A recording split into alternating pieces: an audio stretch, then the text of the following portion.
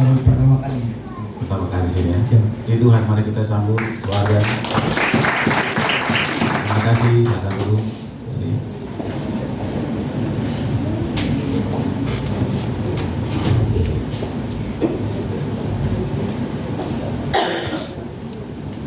Shalom.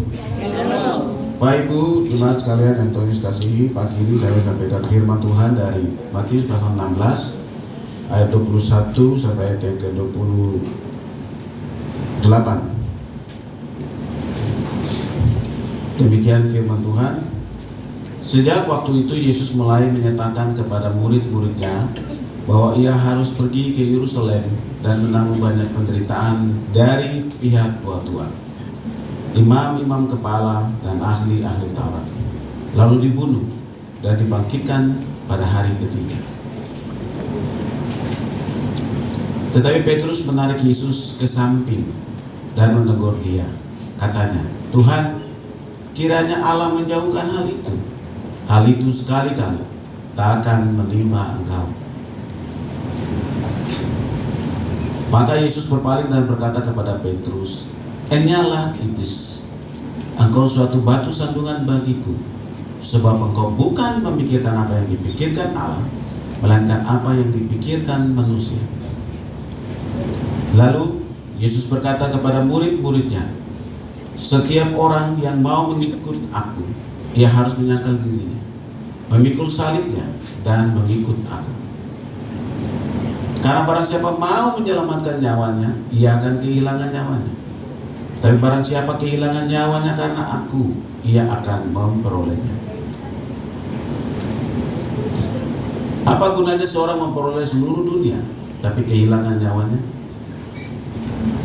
Dan apakah yang dapat diberikannya sebagai ganti nyawanya?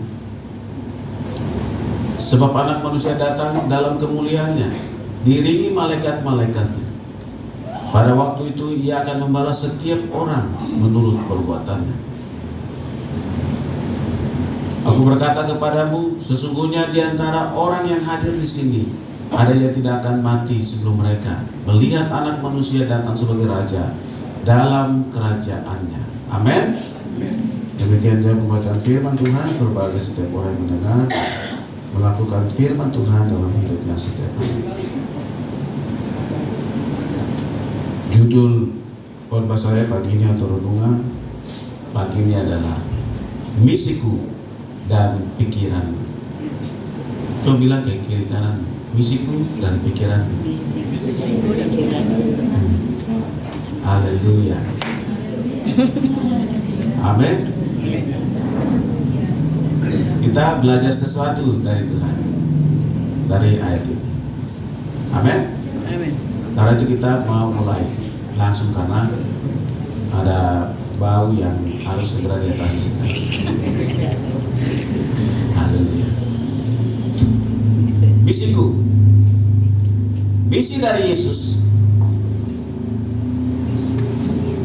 di dalam konteks kita itu adalah menebus manusia dari dosa. Itu misi yang pertama. Karena itu saudara membaca dan menemukan ayat 21 dengan sangat jelas.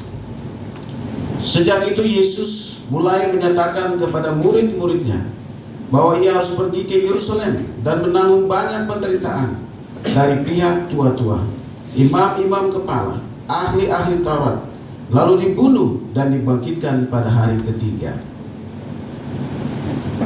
Misinya jelas, tidak dapat dibelokkan oleh cara pandang kita. Sesuatu yang jelas sekali. Teman-teman IT, oke.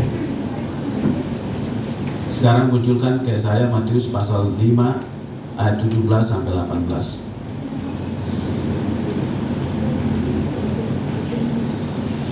Kita mau belajar sesuatu dari Tuhan menyangkut hal yang sangat penting ini tentang misinya. Misinya itu menebus manusia dari dosa.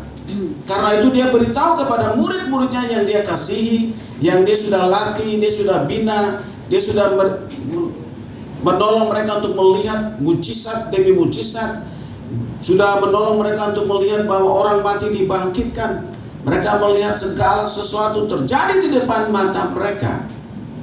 Jadi impian dari para murid Yesus itu adalah, oh Yesus jangan mati, karena sebentar lagi Petrus akan jadi menteri, sebentar lagi Yakobus akan jadi apa, dan seterusnya.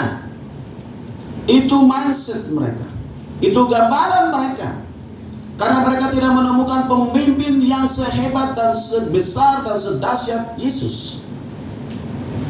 Mereka menantikan seorang pemimpin yang membebaskan mereka. Mereka menantikan seorang pemimpin yang membuat mereka percaya sepenuhnya dan mengerjakan apa yang dia katakan. Tetapi kita melihat, no. Yesus bilang kepada mereka, di tengah harapan mereka, saya akan pergi ke Yerusalem, lalu saya akan mati, disiksa, dibunuh, lalu bangkit. Dia beritahu jelas sekali kronologisnya. Pergi ke Yerusalem itu satu, akan diperlakukan tidak adil oleh pemimpin agama. Semua pemimpin agama tuh, ahli Taurat, imam besar, apalagi darah lihat yang ada pusat. Diperlakukan tidak adil. Gak apa-apa, memang misinya itu. Amin. Karena itu Yesus pergi kepada penggenapan dari seluruh firman tentang dirinya. Amin. Jadi Yesus tidak bisa dibelokkan dengan kebaikan kita. Tidak bisa dibelokkan oleh karena saya terlalu dekat, Petrus terlalu dekat dengan Yesus, jadi bilang, jangan begitu kawan. Gak bisa.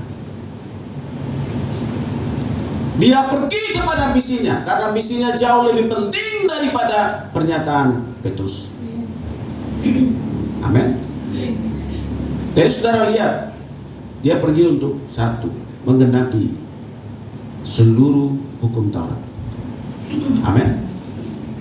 Janganlah kamu menyangka bahwa aku datang untuk meniadakan hukum Taurat atau kitab para nabi.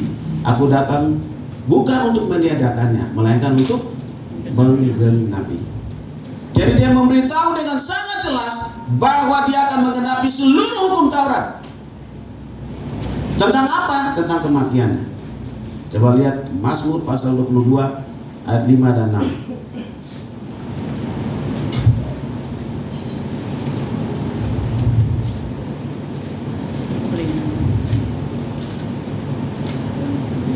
Lima dan 6.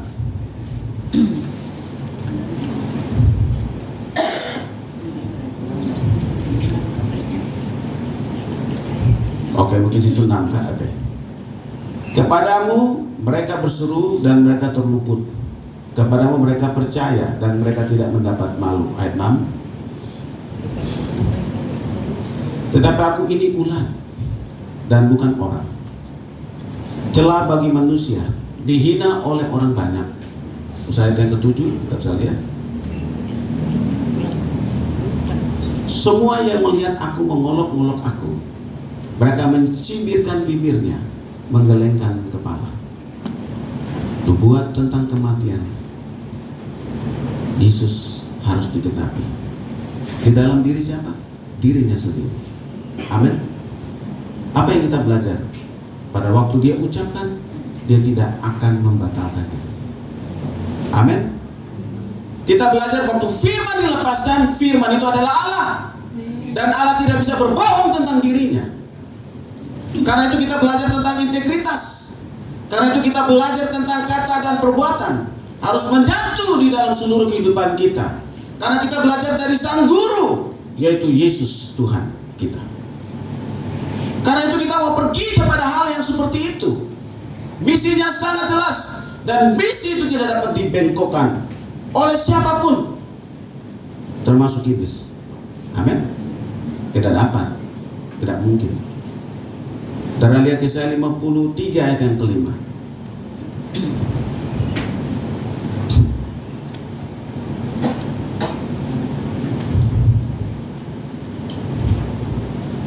Tetapi dia tertikam oleh karena pemberontakan kita, dia diremukkan oleh karena kejahatan kita.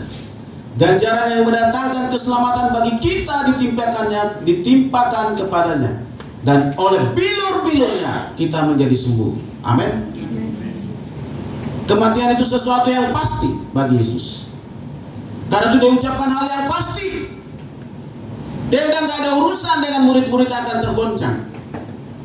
Dia gak ada urusan nanti Petrus dan teman-temannya kembali lagi ke pekerjaan semula, pergi mengail ikan atau pergi menangkap ikan di danau. Dia gak ada urusan.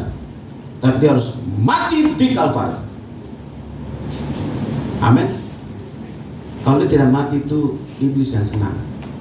Saya dan saudara binasa selamanya. Dengarkan baik-baik. Kalau Yesus tidak mati di Kalvari, iblis senang dan kita binasa selamanya.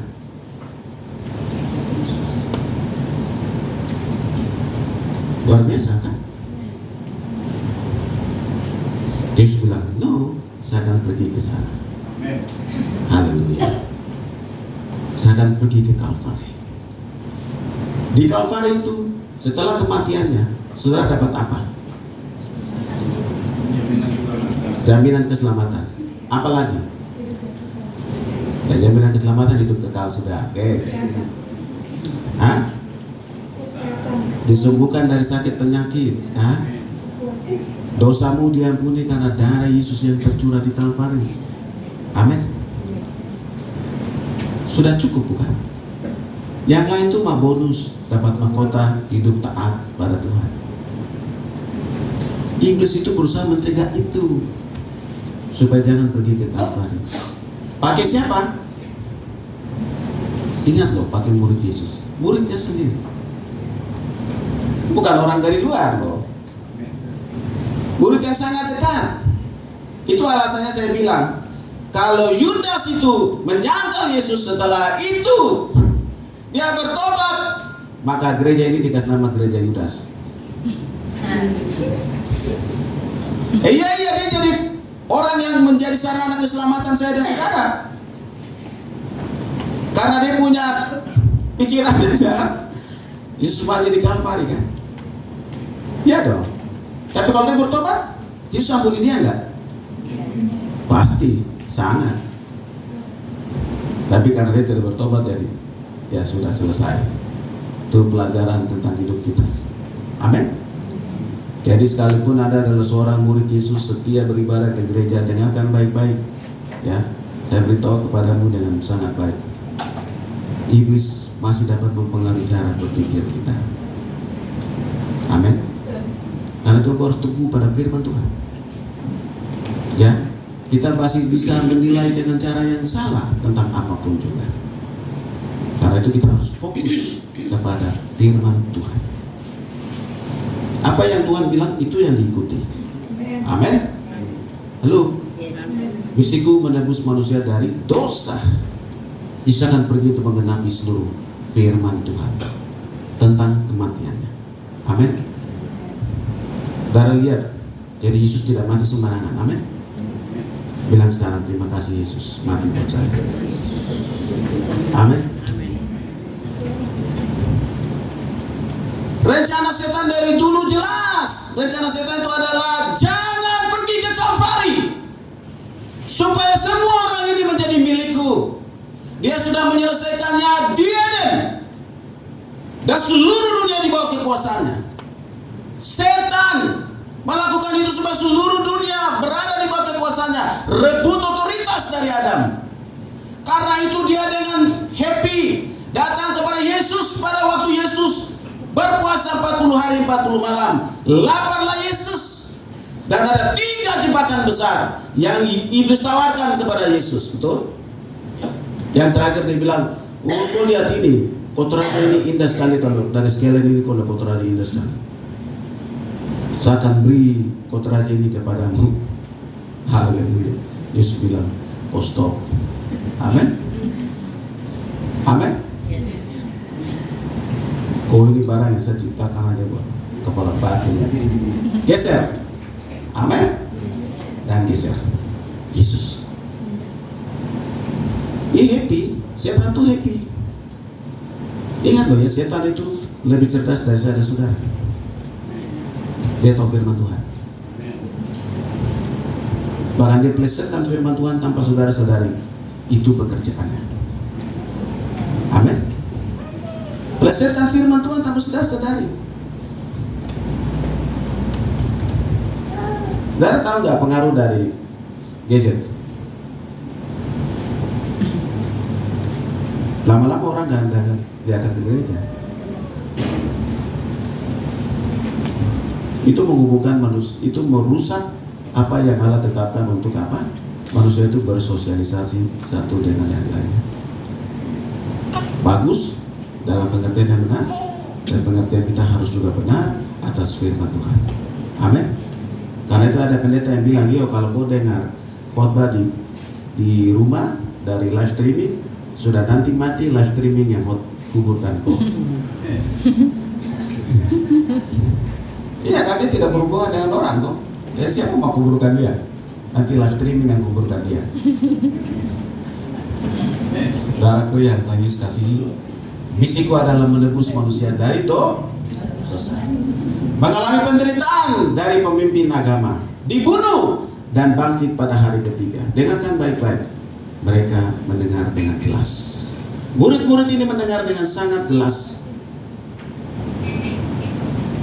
Oke, misi yang kedua, mewariskan teladan penderitaan. Yesus itu mewariskan teladan penderitaan. Kita lihat ayat yang ke-25.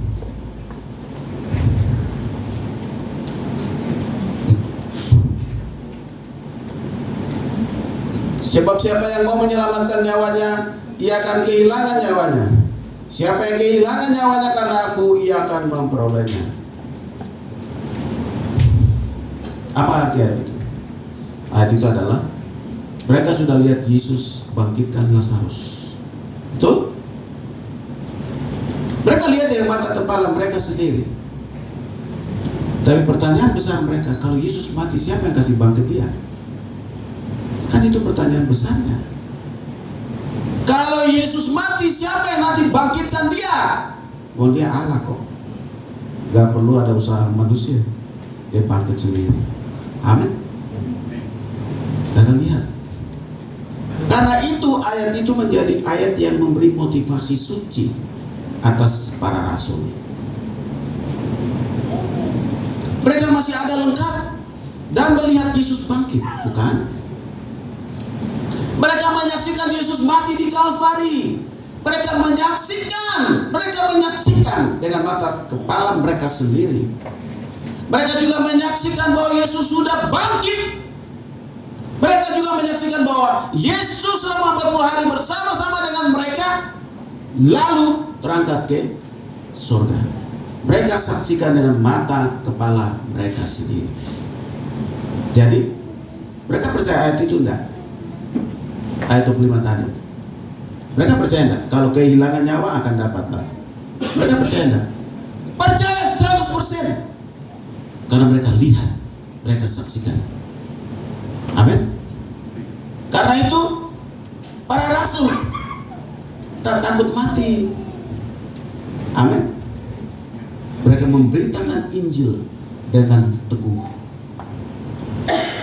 Tidak ada pengaruh. Mereka mau digorengkan dengan aspal, gak ada masalah. Matius yang ditarik dengan kakinya begini, tangannya begini, sampai terbelah dua. Gak ada masalah bagi mereka. Mati dengan cara apapun tidak ada masalah, karena mati ketemu surga. Amin. Sangat jelas. Karena mereka menyaksikannya. Mereka tidak lagi ragu-ragu. Mereka menyaksikan dengan mata mereka sendiri. Mereka menyaksikan dengan seluruh keberadaan mereka. Pengetahuan mereka berfungsi normal. Karena itu mereka percaya kepada Allah yang seperti itu. Habis bagi Allah mereka. Tidak ada yang kurang dari itu. Amin. Saudaraku yang Tuhan Yesus kasihi, seperti itulah kita mempercayai Yesus dalam seluruh hidup kita. Mewariskan penderitaan bagi kita. Tujuan mewariskan berkat penderitaan bagi kita. Tak boleh takut mati untuk tujuan yang seperti itu. Amin. Untuk memperjuangkan sebuah kebenaran, harganya mahal dibayar dalam seluruh proses hidup kita. Amin. Saudara bisa temukan kisah tentang Daniel. Amin. Gampang nggak? Bilang Allah di kerajaan Babel, mempertegas, memproklamirkan Allah di Babel dengan hidup benar, apapun resikonya. Amin. Loh, hidup benar loh ini, bukan hidup main-main. Sampai ruang doanya menjadi masalah. Sampai dibuat undang-undang, tidak boleh ada orang berdoa di kerajaan Babel. Sampai undang-undang keluar karena pengaruh Daniel. Pengaruhnya besar. Doanya itu mengguncangkan Babel. Karena itu undang-undang ditetapkan supaya dia tidak boleh berdoa. Mengapa? Karena itu cara kerja setan, supaya orang Babel tidak tahu Allah Israel. Saudara, sangat jelas. Ada orang nama Yusuf, menderita bukan? Sudah menderita dari keluarga, menderita lagi di rumah Potifar, menderita lagi di penjara, dihianati lagi. Oh haleluya. Kalau saya bilang sudah sampai sini Tuhan, barang selesai. Tapi kita belajar dari keadaan itu. Amin. Teguh, pergi kepada panggilan yang jelas. Amin. Menderita mahal biasa kalau kau tahu kebenaran. Amin. Dia pegang tujuannya tercapai. Amin. Saudara mau lihat lebih dahsyat lagi? Mari lihat Kisah Rasul 9 ayat 15 dan 16. Kisah ini tentang Paulus. Dan Yesus bilang jelas sekali kepada dia. Rasul-rasul melihat, rasul-rasul mengalami semua yang Yesus katakan, dan itu terjadi, dan mereka percaya 100%, habis 100%. Nah sekarang saudara lihat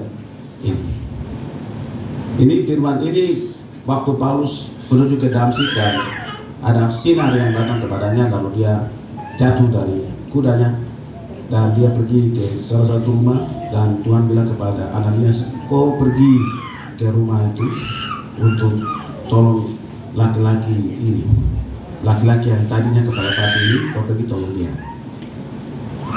laki-laki yang kepala batu. Amin ya. Kan termasuk saya kan? Ya saya bilang laki-laki dan kepala batu. Haleluya. Tapi firman Tuhan kepadanya, pergilah, sebab orang ini adalah alat pilihan bagiku untuk memberitakan namaku kepada bangsa-bangsa lain, serta raja-raja dan orang-orang Israel. Ayat 5-16, aku sendiri akan menunjukkan kepadanya betapa banyak penderitaan yang harus ia tanggung oleh karena namaku. Kalau saudara dengar ini langsung dari Tuhan, mau maju atau mundur? Oma bilang maju. Manusiawi saudara mundur atau maju? Ayo. Ini dengar langsung ini. Oh iya maju, karena saudara hari ini percaya. Pada waktu itu bagaimana? Maju kah? Tidak kah? Maju. Hah? Ragu-ragu mundur. Dan lihat, dia bilang kepada Paulus dengan sangat jelas, kau akan pergi melayani di bangsamu sendiri, ke raja-raja, ke orang-orang lain, tapi kau akan menderita. Seluruh perjalanan Paulus itu dong bilang manusianya pendek. Kira-kira kalau mau digambarkan di gereja ini seperti Om Edul lah.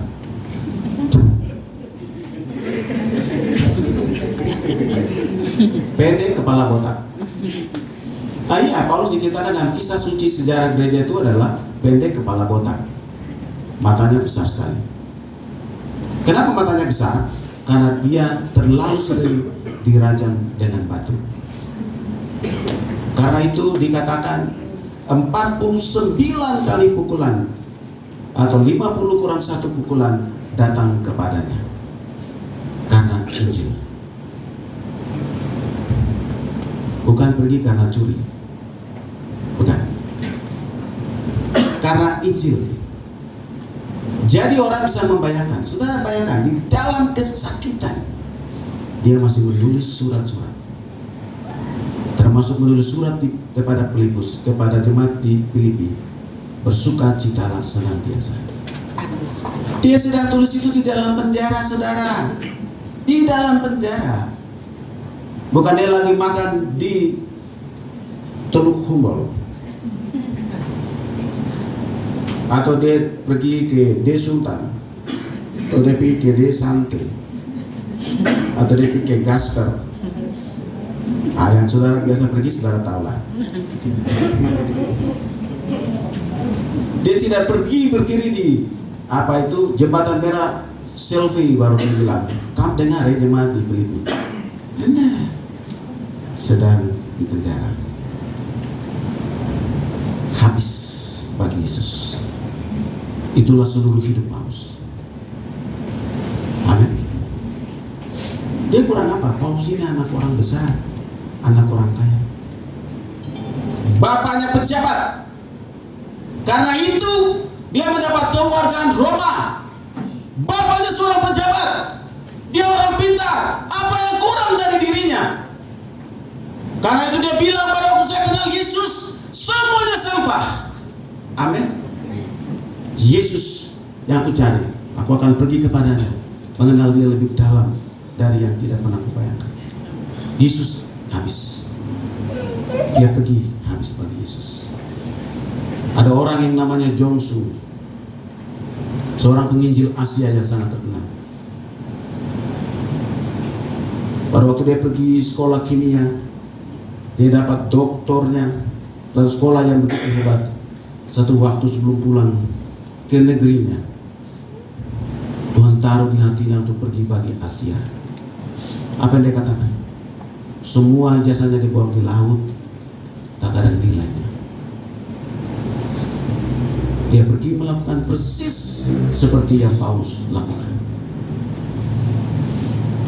Orang yang dibakar spiritnya oleh Roh Kudus dengan visi yang jelas, misi yang jelas dari Allah, mereka akan pergi sampai habis bagi Allah mereka. Amin. Saudaraku yang Tuhan Yesus kasihi, kita sedang belajar dalam minggu-minggu sengsara penderitaan Yesus. Amin. Kita belajar sesuatu untuk benar-benar mewarisi bahwa penderitaan itu dapat dialami oleh saya dan saudara.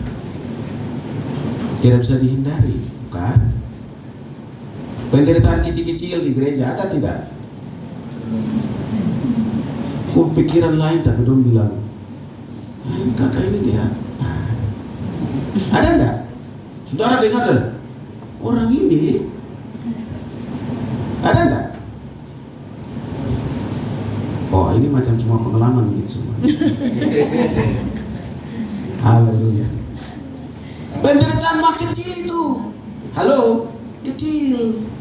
Kecil sekali itu. Belum apa-apa. Halo, belum apa-apa. Kalau saudara tidak mau menderita, dengarkan baik-baik. Setiap orang muslim yang datang kepada Yesus, mereka akan out bagi Yesus daripada Anda. Karena mereka akan habis. Kenapa? Kekristenan kita itu tinggal di dalam zona nyaman. Kita selalu pikir bahwa sudah selesai, saya pasti masuk surga.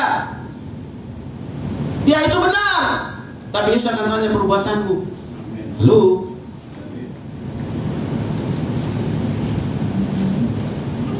Mereka itu fight, habis, dikhianati, ditinggalkan papa mama mereka, anak-anak mereka, ikut Yesus untuk apain dan seterusnya. Tapi mereka berjuang, bertahan di situ. Jangan main-main, saudara. Amin. Tapi itu harus serius pada Tuhan. Halo. Karena itu ada teman-teman yang berdoa, Tuhan, wah, orang Indonesia, orang di Papua ini orang aman-aman saja. Kiranya Tuhan mendatangkan penderitaan atas Papua. Wah, saudara cari jalan. Ya tak? Kalau penderitaan orang ada Tuhan, cari Tuhan sungguh-sungguh. Pada masa penderitaan itu datang. Jadi kalau masa penderitaan itu belum datang, cari Tuhan sungguh-sungguh. Amin. Di seluruh tempatmu, di tempat di mana kau pergi berada, cari Tuhan dengan segenap hatimu. Amin. Saya berdoa, cari wajah Tuhan. Saudara, kita belajar dari misi yang kedua seperti itu. Oke? Terus pergi dan percaya. Mati besok, lusa bangkit. Amin. Saudara takut apa? Surga jadi jaminan. Yesus jaminannya, penjaminnya. Ini bukan penggadaian. Halo.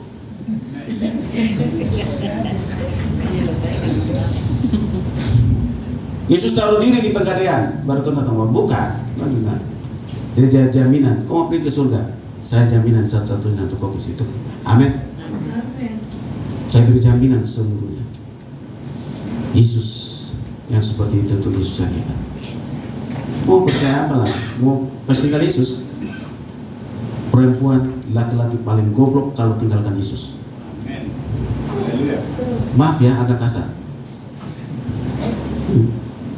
Jangan tinggalkan Yesus, karena ujung belum potong. Nah, percuma. Amin. Nah, setiap murid Yesus wajib hidup memperjuangkan nilai-nilai kebenaran, walaupun harus menderita karena kebenaran itu. Bahkan kematian menjadi taruhannya. Gak masalah.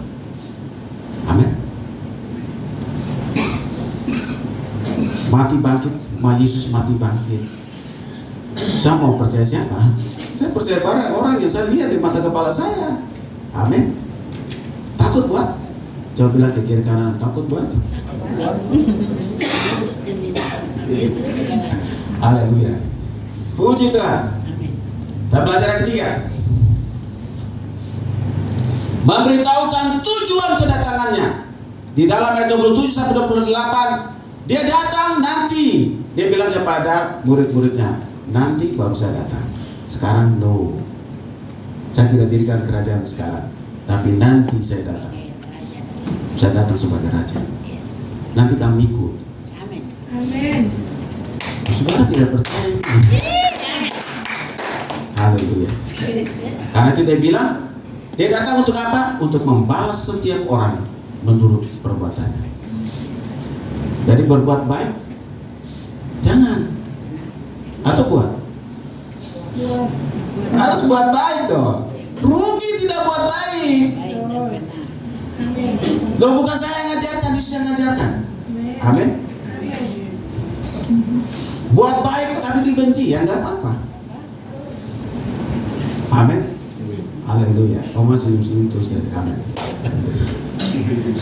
Anak manusia datang sebagai raja dalam kerajaannya. Amin. Saudara sedang percaya Allah yang janjinya tidak berubah, yang janjinya pasti digenapi waktu dia datang.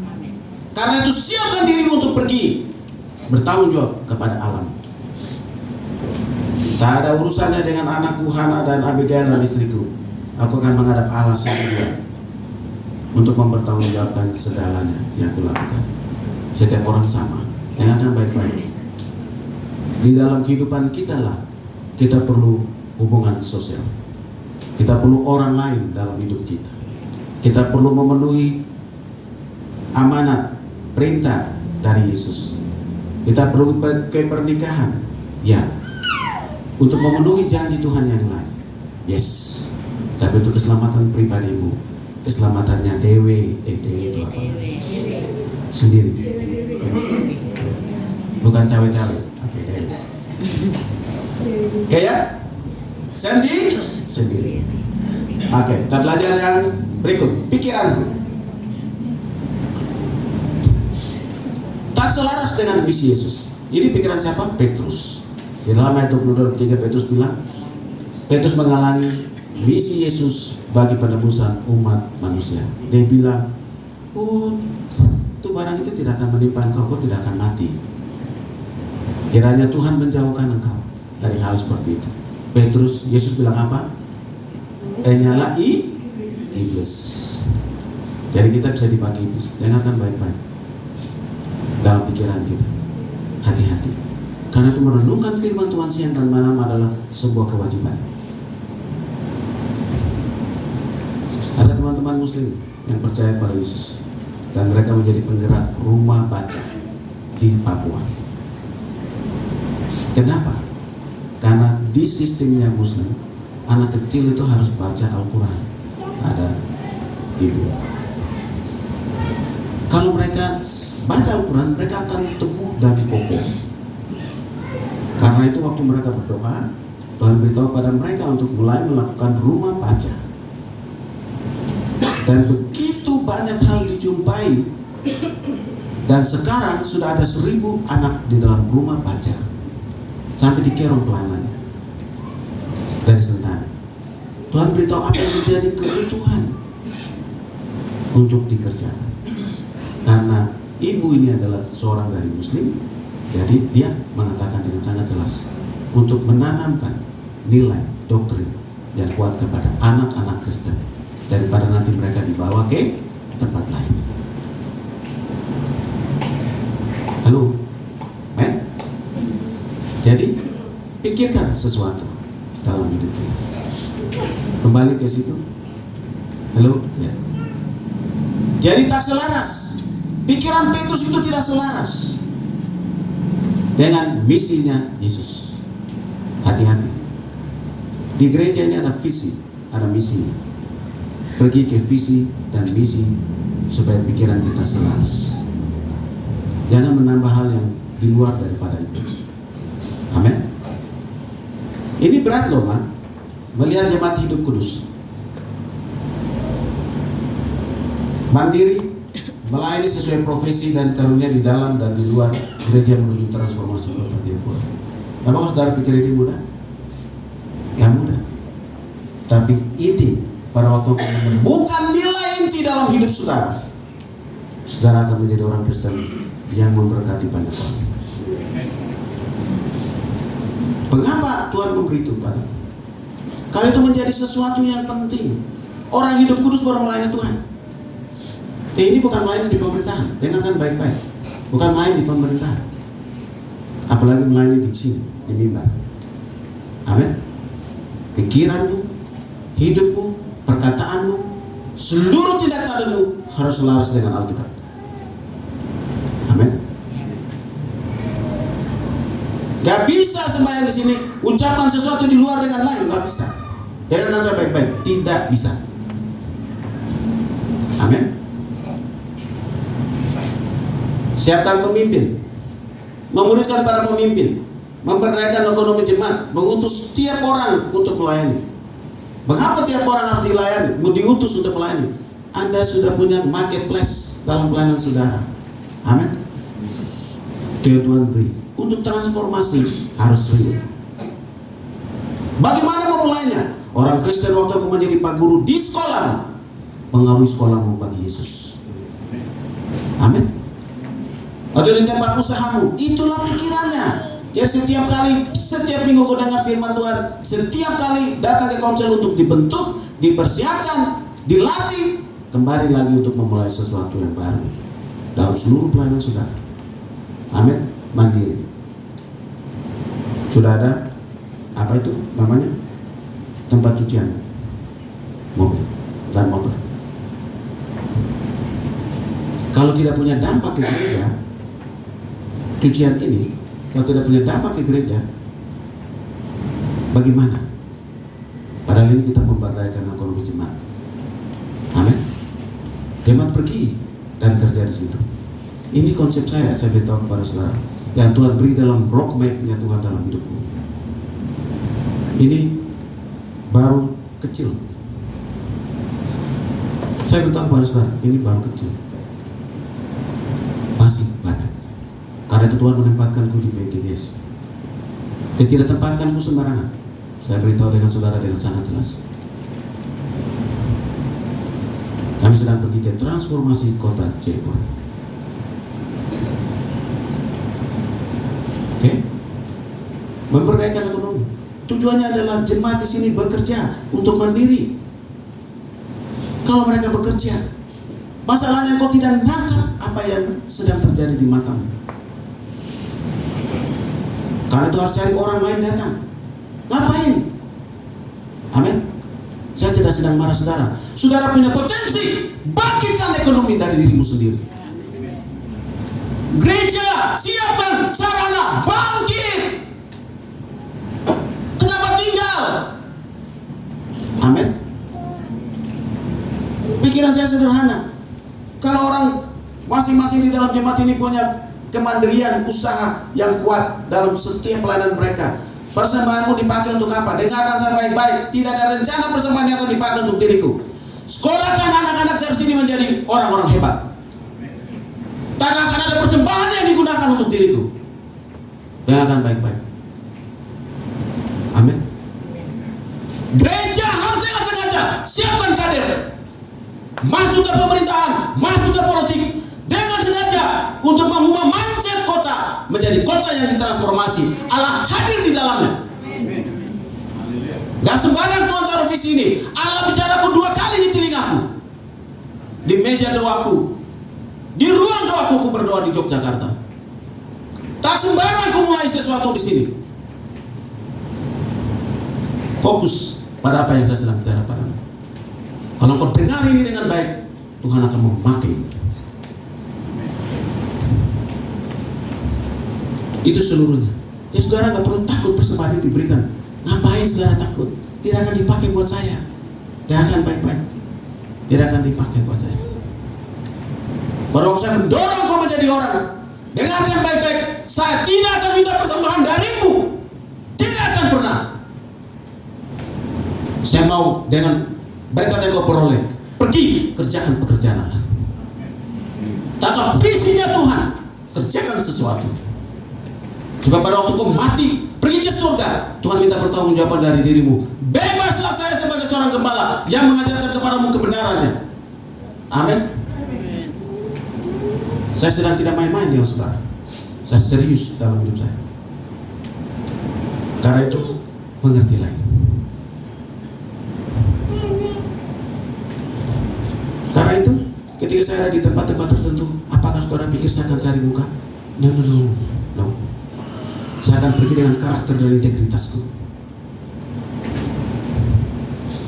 Karena itu orang melihatku dan akan pergi dan mulai memikirkan rencana buatku, bukan saya yang merencanakan. Hiduplah dalam karakter, hiduplah dalam integritas dalam seluruh kerjamu. Tuhan akan promosikan engkau sendiri. Gak usah cari promosi orang lain. Amin.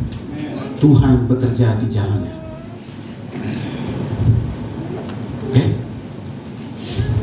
Petrus, suatu batu sandungan. Kita sudah belajar dari situ. Jadi pikiran Petrus tidak selaras. Hati-hati. Pikiranmu disesuaikan dalam visi. Dengarkan baik-baik. Kau keluar dari visi ini, kalau kau tidak mengerti visi ini, kau tidak pernah akan bangkit. Serius aku katakan. Terus penerapan praktis sudah selesai. Berusahalah memiliki misi yang kuat seperti Yesus bagi sesama, dan lakukanlah berapapun harganya. Amin. Berjuanglah untuk hidup dalam kebenaran di setiap keadaan. Ada keadaan baik, ada keadaan sulit, ada ancaman, ada intimidasi, ada perkataan yang menyayat hati. Dalam seluruh keadaan itu bagaimana kau dewasa di dalam Tuhan. Tidak mudah saya katakan. Karena itu asiklah dengan dirimu sendiri. Kau harus pergi pada pencapaian perjalanan pertumbuhan rohanimu sendiri. Engkau yang tahu, orang lain tidak tahu. Amin. Hari ini saya butuh apa dalam hidupku? Oh, karakter saya ini satu ini salah, saya harus tinggalkan. Kan saudara yang tahu. Asik di situ supaya kau menjadi serupa dengan Yesus. Supaya kau menang dari satu soal kepada soal yang lain. Kalau hari ini kata-katamu masih kotor, buang. Ngapain ditantang? Percuma, rugi. Amin. Berusahalah berbuat baik bagi sesama, karena Allah akan membalas perbuatan baik kita. Amin. Berjuanglah untuk memiliki pikiran yang selaras dengan rencana Allah. Tidak mudah menyesuaikan pikiran. Karena itu, setiap kali ada hal yang baik sekalipun, engkau harus berdoa, tanya Tuhan. Amin. Kita berdoa.